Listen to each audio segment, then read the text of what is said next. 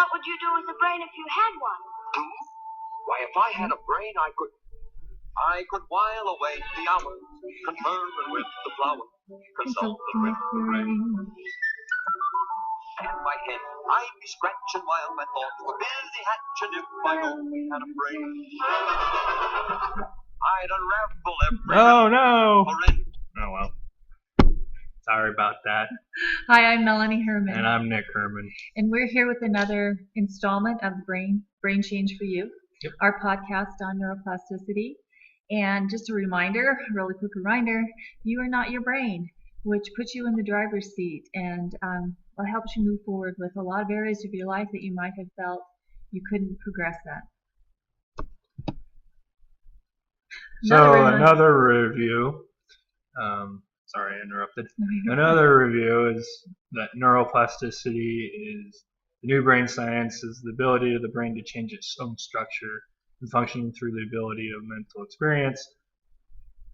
For layman's terms, neuroplasticity is neuro is brain waves, and plasticity is plastics. You can mold your brain and shape it any way you want. It's not just static, rock hard. Fixed, rigid. Not unchangeable. Unchangeable. It is changeable. It is fixable. It is flexible. You're able to change your brain any way you want it. So. And wish we could change it any way we want it, but we can at least find progress. It's been a little bit since our last installment, and Norman George has been to Salt Lake City, author of The Brain That Changes Itself and The Brain's Way of Healing. And we've received a lot of emails and phone calls from parents and individuals and parents of children who need or are very hopeful about the possibility of neuroplastic interventions for their development. And so it's been kind of interesting to hear all the stories and concerns that parents have and individuals have for themselves also, and kind of direct them and give them a place to turn and a place to go now that they've discovered the science of neuroplasticity. And again, neuroplasticity has always existed since humans have existed. Our brains are changeable, but it's only in the recent years that imaging has given us the evidence necessary to prove that our brain does change, and it changes every day, and changes based on our thoughts and our activities and the things that we choose to do and think. And so again, if we choose, we can take kind of control of our situation and improve what we have. And today we're going to focus on the Listening Center in Toronto, Canada, and actually it's listening and sound therapy through a device called the electronic ear. And we'll just give you a little bit of background on how we came to become familiar with the Listening Center and sound therapy and the difference that it has made for Nick and for other families and friends. And we've directed people since the Norman Deutsch event to the Listening Center website, and there are people that have started this intervention. So we're eager to hear from you as things progress and we get feedback on it, and we can inform others of the benefits and maybe some of the pitfalls, or if there are, or just some thoughts on this kind of therapy. So Norman Deutsch, back into last summer, actually directed us to Paul Medall. I'd been writing, who I thought was his assistant, and later discovered that it was his wife, and that's why she was being so thoughtful with her information, because she lives and breathes his work just as he does. And when I gave her a list of characteristics or challenges that Nick had, and then I asked, what are the top 3 interventions that Dr. Deutsch would suggest? What does he find the most helpful? She was wise to ask for more specifics on his issues, and then Dr. Deutsch actually directed us to Paul Medall Listening Center and said, I think that you should check this out. And so that's what we did.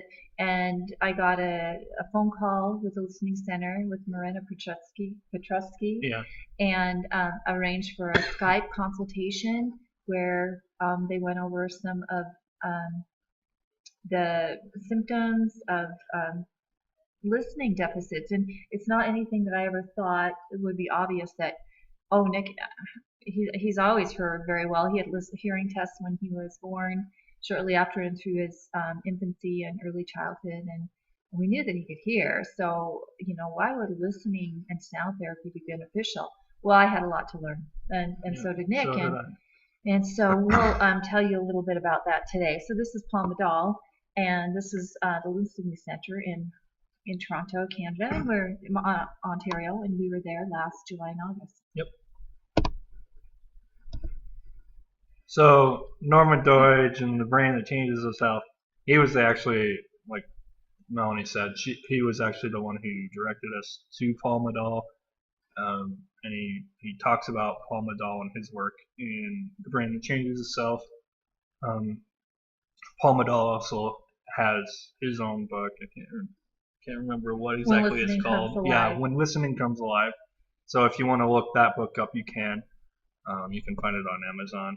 And I'm just sorry, Nick. This is my fault. Just to correct you, I actually there's a pretty substantial section of the book, Norman Deutsch's new book, The Brain's Way of Healing, that is on the Listening Center. So you can read in detail about the information we're going to share with you now. Okay, so this is Paul Medall, and this is his assistant, Marina. And they have this wonderful thing going there in Toronto. And definitely a lot younger in this picture. Yeah, this is an older picture. There's a wonderful video on the website, a Discovery Channel special that was done on Paul Medall back some 20 years ago. Yeah. You can still watch that, and it's still very impactful, because when you see it and you see the families and the different challenges that they had, and then the results of listening therapy, you get a picture of how dramatic the improvement can be. But this is who you will meet, and if you choose to investigate the Listening Center, listening therapy, this is who you'll meet through Skype and email and possibly a trip to Toronto, though that isn't necessary all the time. When I wrote Marina and told her about Nick and that Norman Deutsch has recommended that we contact them, she sent us a questionnaire, a survey. Yeah, a survey of questions, and these were some of the questions that were asked. So some of these were like receptive listening, which is listening which is directed toward outward world, whatever, keeping you attuned to the world. Some of these questions that I was asked, keep these questions in mind, because you can answer them for yourself if you want. Basically, some of these questions were: do you have a short attention span, distractibility, misinterpretation of questions, confusion on similar sounding words, frequent need for repetition, and the ability to follow a series of instructions. For me, I did these, and I only found a couple on this section that I deal with. It's misinterpretation of questions. I always need clarification of the question, maybe the question worded a little differently. And I also need frequent need for repetition. I need things told to me over and over and over again, so I don't forget what I'm doing, so I actually follow it step by step, and I don't mess up. So it's interesting because Paul explained in our Skype interview that the misinterpretation of questions and inability to follow instructions, which Nick he really does very well, but that's happened. It's not, and it's improved over the years, and it's improved since listening therapy. But the interesting thing about that was, Paul said it's like when your brain is trying to process information coming in, and you're processing language. And if you have a deficit, a brain injury, or you have a challenge with your vestibular system that we'll talk about, actually the language coming in can be like a foreign language. And so your brain is working very hard to sort the information, categorize it, interpret it, and then to respond. And so He said he grew up in France and spoke French, but when he learned English, it was the very same thing as when he went through his early intervention with listening as a youth, where the information coming in was a lot of information for his brain to process and to make it all happen and to get an interpretation and a feel and then a response is difficult, almost like a foreign language. So it made me understand Nick a little more and his need for maybe repetition and maybe a rewording of a question so he could process it and clarify it and then move forward. Expressive listening is controlling, it's the listening that's directed within. So from within, our voice, our speaking voice, our singing voice, and when we read or write. And sometimes we'll see children with challenges with this when they because they have a flat or monotonous voice, hesitant speech, weak vocabulary, poor sentence structure, overuse of stereotyped expressions, the inability to sing in tune, confusion or reversal of letters, difficulty with reading, poor spelling, and Nick's very strong in most of these areas. The one that stood out to me was maybe the overuse of stereotyped expressions. He carries the tune very well. He is a very good reader and a very good speller, and he also has an active, expressive voice. So, and maybe his speech was a little hesitant from time to time while he's trying to process things and then spit it out. But a lot of these areas Nick did well with. There were just a few that were struggles. So motor skills, basically the vestibular system, or the ear of the body, we'll get to that in a couple minutes. It controls balance, coordination, body image, and it also needs close attention. Do you deal with poor posture, fidgety behavior, clumsy, uncoordinated movement, poor sense of rhythm, messy handwriting, hard time with organization, structure, confusion with left and right, mixed dominance, or poor sports skills? I have dealt with a couple of these. The ones that I grew up having a hard time with were the hard time with organization and structure, poor motor skills, so I never really was that great at sports, although I love playing sports. And most of that is probably because of the cerebral palsy, his brain injury. So his left side of his body is weaker. Other than that, I don't see any one that I also have trouble with. I don't know. What do you think? Yeah, and Nick Moore, it was organization. A hard time organizing structure. He actually thrived in an organized, structured environment, but getting it to the point it was organized and structured was the challenge. Yes. Okay, protective issues, and the one that stands out, that's the information coming in through our senses to our body. And Nick always has had an oversensitivity to sound. And I can give you an example. 4th of July was very stressful. His arms were up over his head and his ears like this from the moment he was born, and even as an adult, he would sit like that during the fireworks of the 4th of July. Or one other example would be like my dad and I going target shooting. Every time a gun would be fired, I'd jump or try to close off as much of the noise as I could. So. Even with your protection on. Low tolerance or frustration, poor self-confidence, poor self-image, difficulty making friends, a tendency to withdraw or avoid others, irritability, immaturity, or negative attitude to schoolwork. Nick didn't have that. He worked hard and did well in school. It was a lot of work. The one to withdraw, when we would have big crowds over on Sundays or holidays with all cousins and kids, and often Nick would withdraw to his bedroom because he could only take so much stimulation from the noise, the running around, the activity would kind of stress his nervous system out of it. And then the level of energy, the sensory system, the ear in particular, helps provide and regulate the energy we need to lead good lives, harmonious and fulfilling lives. Some of these were difficulty getting up, tiredness at the end of the day, habit of procrastinating, hyperactivity, tendency toward depression, feeling overburdened with everyday tasks, low motivation and lack of drive. Some of these I have noticed in my life, although they're not overbearing. Some are more overbearing than others, but they don't control my life as bad as they used to. I have a tendency toward being depressed because of my brain injury. I have anxiety and depression. Sometimes I do feel overburdened with everyday tasks. I need mental breaks. When I'm working or doing things, I need to be like, okay, I need a timeout. I'm just overstimulated, and give me an hour to just rest, and then I'll be fine. And that's pretty much that one, I guess. Okay. And then developmental history. We told you in our previous podcast that Nick was preemie and had a brain injury shortly after birth. So he did have a difficult birth, and as a result of his brain injury, had some motor development delay. Not really language delay as we know it. He spoke very early and read very early. In fact, at 3 years old, he was reading.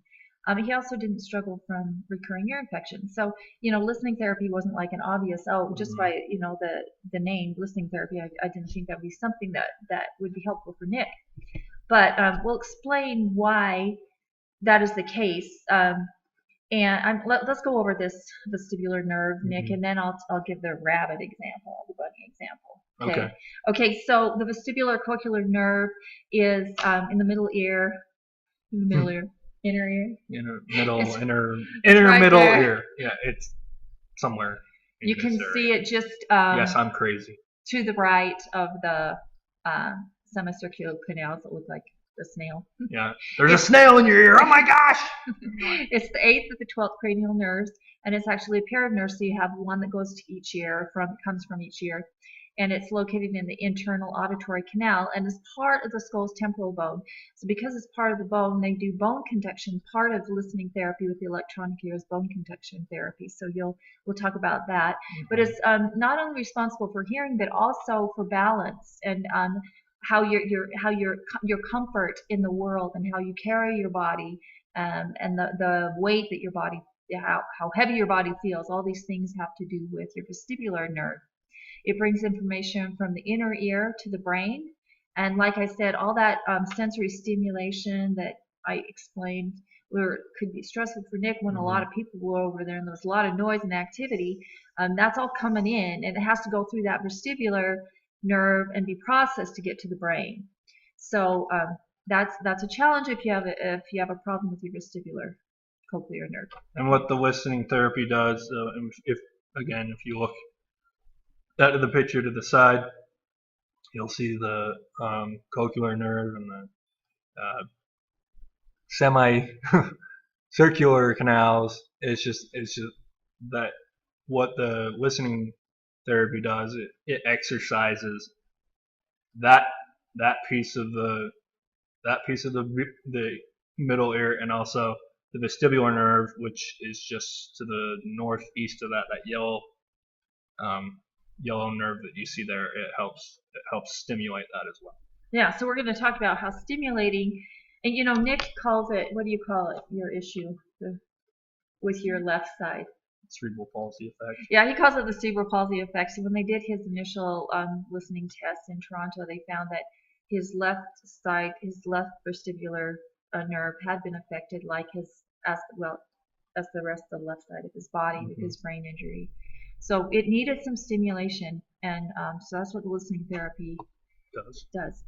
So it can lead, problems with this nerve can result in challenges with attention and focus, language and learning, communication, socialization, and other developmental disorders. And I'm not going to read through all of those. You can look through them as I tell you of an example that Paul Nadal uses. He said he compares children with bunnies. And as a former kindergarten teacher, I've seen this in my work with children. He said, if you see a rabbit or a bunny out on a quiet evening in a meadow, their posture is rounded and the ears are down, and they're in tune with the environment, but suddenly there's a crackling nearby, and then all of a sudden the rabbit's body will perk up and his ears will perk up, and at first the rabbit, before this crackling in the brush, he was hearing. Yes, he was hearing the sounds, maybe the crickets, maybe the water, running water. But then as soon as that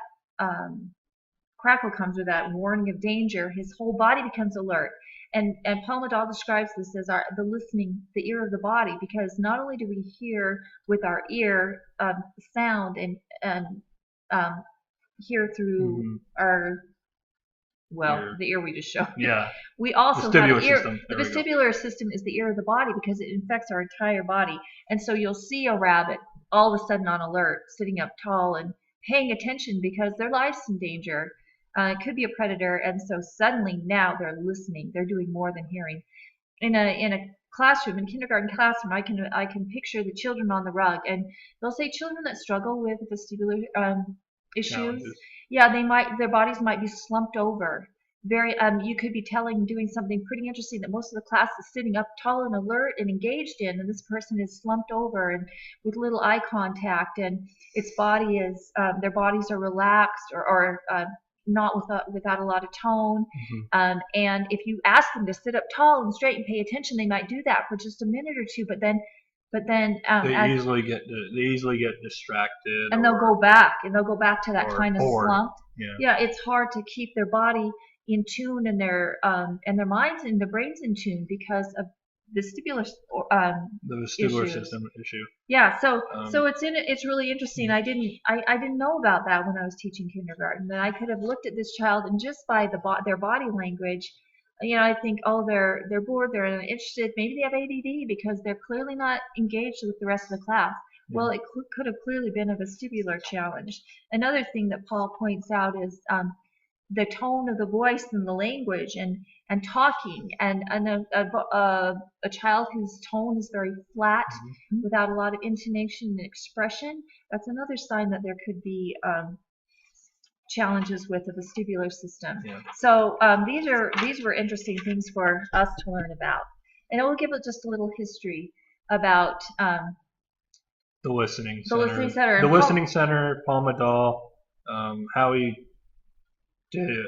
became who he is, and also listening therapy and how that came about. Why don't you tell, before I get into Tomatis, just tell about Paul's childhood or his... So I was gonna do this after after Melanie discussed Tomatis, but I'll just do a brief overview of Paul's history before we do this. Paul Madal grew up in France, and he had severe dyslexia. He was in school, he failed a lot of his classes, he even failed a couple of grades. Life at home was hectic.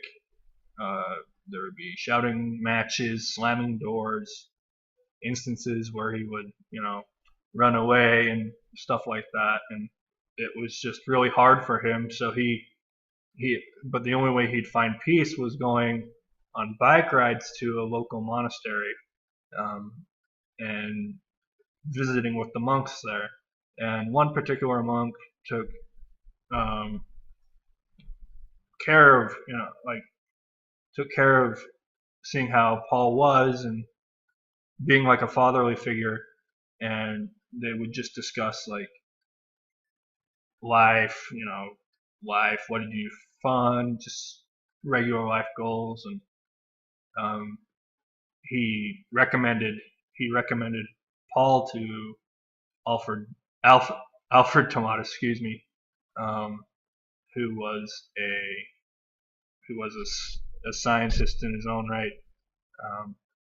And what Paul would do he would go to the monastery where Alfred would meet him, and they would just talk for a little bit, kind of go for a walk, talk about his family, his life, his schooling, everyday general questions. And Alfred said, "Well, here, let me give you a hearing, like what Paul thought was just a regular hearing test that you get all the time." And he put a headset on Paul, and they did the normal questions of, if you hear if you hear a beep, like what ear do you hear it out of? Raise your hand if you do. And Paul would do this, and he was introduced to listening. Paul was introduced to listening therapy. Very, very sophisticated technology at the time. It's definitely improved over time. What you'd be listening to was this picture on the right hand of the screen, the headset. He would constantly do these hour-long sessions of just listening to Mozart music being filtered by a machine that would send it through different frequencies. Paul Madal actually had his mom record her voice to that as well, and throughout multiple sessions of listening therapy, he was able to become a better speaker, a better listener, do better in school. Of course, he was 2 years older than everyone else in his grade that when he failed, so he couldn't do 10th grade over again or 9th grade over again. But he was able to figure out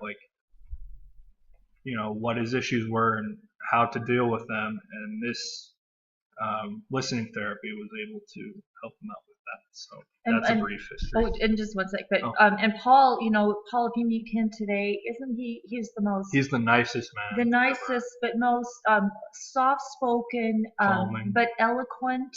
Yeah. Very in tune with understanding a person. He has the language. His skills are so phenomenal now that you would just be very surprised at his past history. And it's interesting because Alfred Tomatis was an ENT, an ear, nose, and throat doctor. His father had an opera company, and when Tomatis became an ear, nose, and throat doctor, his father would send him opera singers that were losing their range of voice, and they couldn't sing so well anymore, and they couldn't hit the high frequencies. And so he would send them to his son Alfred, and Alfred started doing research on these opera singers, and what he discovered was the voice does not produce what the ear does not hear. And after years of singing at these high frequencies, these opera singers had actually damaged their vestibular nerve. And because they no longer heard those high frequencies, they couldn't sing those high frequencies, because how can you sing something that you cannot hear? So that was kind of the birth of the Tomatis method.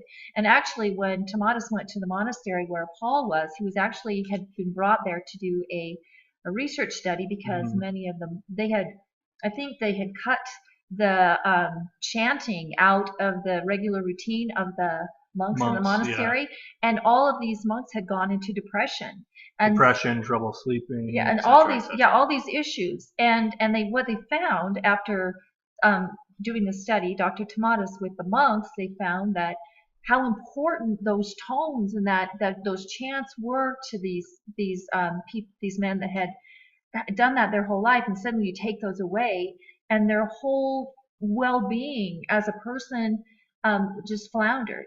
Like their sleep, they became depressed, and so when they reinstituted the chants, and chants are actually part of listening therapy. Yep. When they reinstituted that, the moods lifted, they started sleeping better. But that's why Tomatis was at the monastery in the first place, and was introduced to Paul. So this was really life-changing for many people. And Paul Madal worked, ended up graduating with a degree in psychology, ended up working with Dr. Tomatis very closely, and coming to the North America with him, and opening the very first Tomatis Center in North America, and that's the Listening Center in Toronto. So that's kind of like the story. Oh, but the electronic ear, okay, this device Nick was telling you about, the headphone that you see here in the picture, and we just sent Nick's back last week because he just did his second series of the program.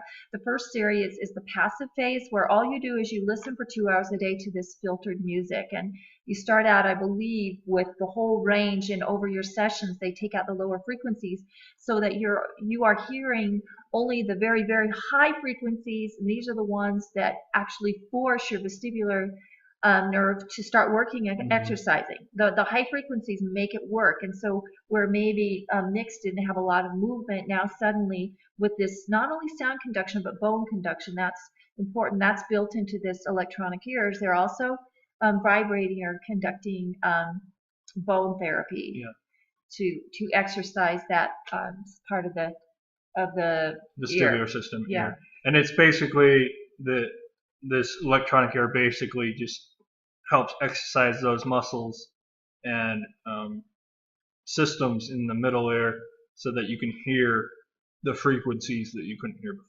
And so suddenly, not only you're hearing well, interpreting information from your environment, not as sensitive to loud noises, but also you're speaking better, you're more fluent, you're processing language more quickly, you have more intonation to your voice, more expression. This is all a result of this listening therapy. So he, like we said, Tomatis uses filtered Mozart. Mozart seems to be in the right ranges for this kind of therapy. And Tomatis, after moving from these opera singers, he moved to people like Paul, people with reading problems, dyslexia, depression, schizophrenia, autism. etc. And if you look, you may think, well, how would listening therapy help someone with depression? Well, our listening and our ability to communicate with others is such an integral part of our well-being as a person, our existence. If we can't communicate well with those around us, if everything is straining and difficult because we can't process information coming in as quickly as everyone else, that can lead very clearly to depression and some of these other problems. And I'm sure you felt that way sometimes, Nick, in high school. I feel that all the time. You know, like just dealing with schoolwork and dealing with not having many friends. I still don't have many friends, but hey, I've been able to communicate better and be able to talk to people. I'm not as depressed anymore. Just being able to have that strength to finally get out there and communicate better. So this helped me a lot. To keep up with conversation. And Nick just finished the second phase of the therapy. In the second phase, what do they call it? The second phase is the active phase. phase, where it's basically the same thing. You listen, and Marina will help you do your listening therapy the way you want to. So she'll tweak it to where you're comfortable. So basically you listen to music like you did in the first phase, but they also add an element of reading. So you're basically wearing the headset and you have a microphone, the music's playing in the background, exercising your ear, but also, and then you'll just read a rant, an easy book, and your voice will also be filtered. So that gives you double exercise. So you're learning to tune into your own voice and language, to your voice, your words go to your vestibular system, vestibular nerve, and then come out. So it's completing a cycle by adding the active phase. It's been interesting to see here, Nick. I mean, he's been in theater growing up, and he was always very animated in his roles in theater, very expressive. He would also memorize or quote from movies a lot, and he could do it in the voice, the sound of he could mimic the characters very well. But it's interesting this as he's finished this last phase, that how well he's presenting. We were in the high school a week or two ago, again doing another presentation to high school students, and he was just so with it in the conversation, in his presentation, in the jokes he was telling. One of the kids said to Nick's brother, "We didn't know your brother was so funny." And I think this personality, all this is coming out as a result of this listening therapy. And this is maybe too much information right now, but just this is some of the research on the Tomatis method and what he theorized, that we know that the ear starts forming just a few days after conception, and by the 4th month it's fully developed.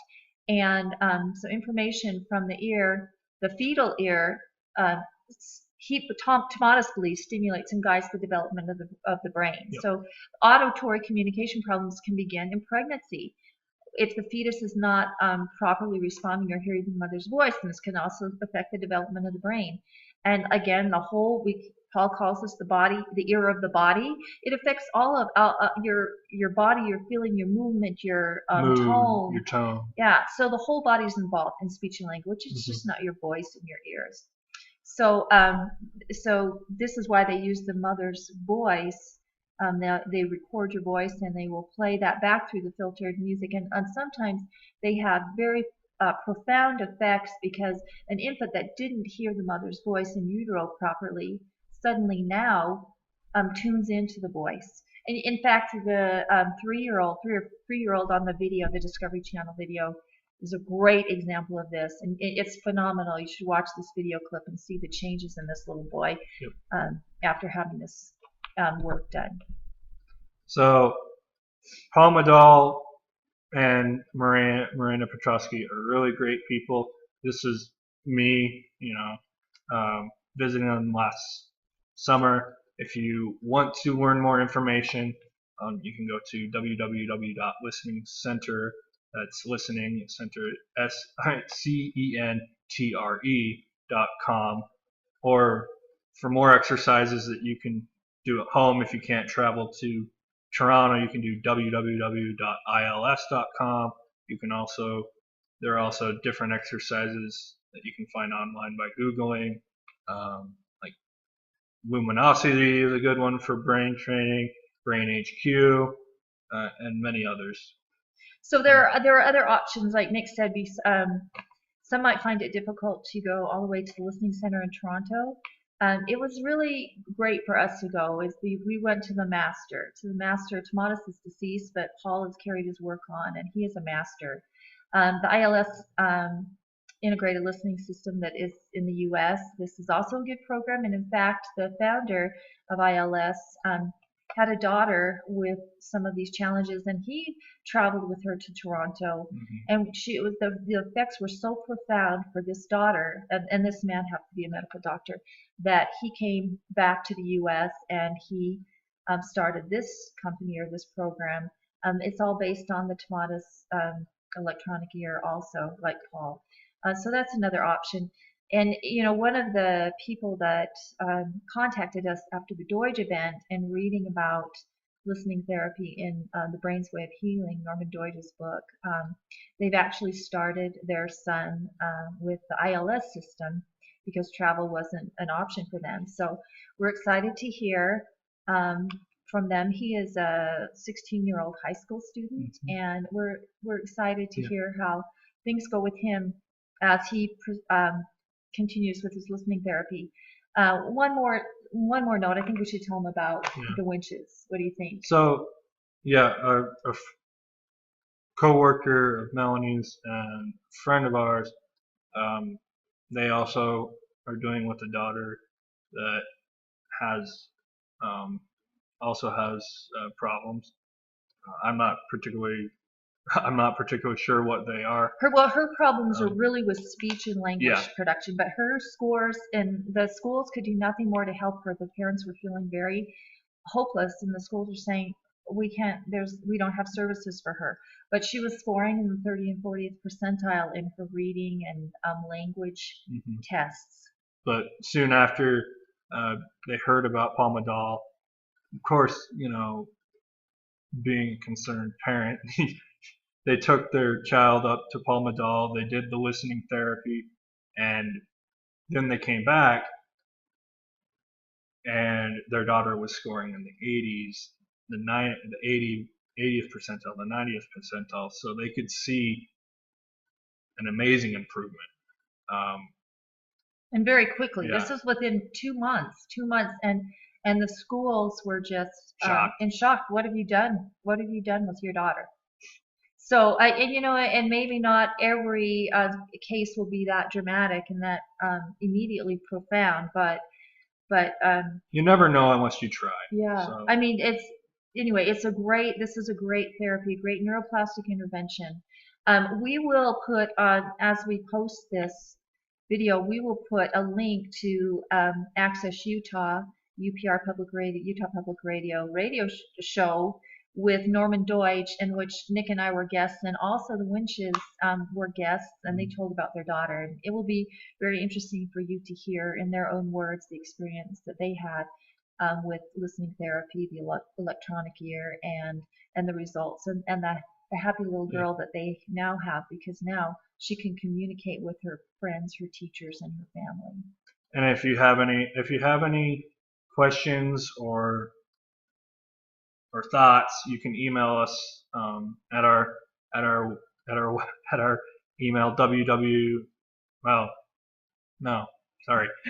email brainchange4u@gmail.com. That's brainchange, the number 4 and then YOU .com @gmail.com. For any general questions, things we can improve on for our podcast, anything like that. If you have any personal questions and you want, personal advice, like help, or want to ask questions, you can email us at our personal emails at Melanie at Neurobility Link. That's NEURO Ability Link, all one word. .com, or you can email me nick.herman11 at yahoo.com. Nick.herman HERRMANN 11, the number 11.com. Okay. We're giving you a lot of information, but in conclusion, is this our last screen? Yeah. Okay. That is our last screen. So in conclusion, our next podcast will be on dealing with and confronting and battling depression and anxiety and stress, which so often is a part of a learning disability or a mental health or neurological challenge.